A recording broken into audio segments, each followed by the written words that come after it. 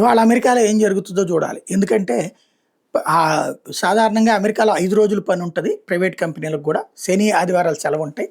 ఈ ఇతర దేశాల నుండి వలసొచ్చినటువంటి వాళ్ళది యూరప్ దేశాల నుంచి వచ్చినా, లేకపోతే గనక ముస్లిం దేశాల నుండి వచ్చినా వాళ్ళందరూ గూడా శని, ఆదివారాలు సెలవుంటది.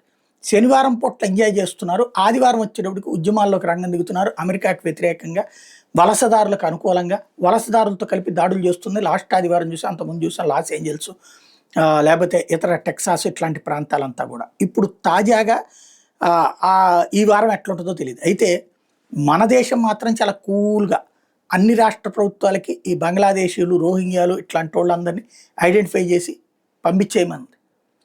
ఎక్కడికక్కడ పట్టుకున్నారు. తాజాగా గుజరాత్‌లోని సూరత్‌లో, భరూచ్‌లో 63 మందిని అరెస్ట్ చేశారు. హర్యానాలో పానిపట్‌లో 16 మంది, తమిళనాడు తిరుప్పూర్‌లో 26 మంది.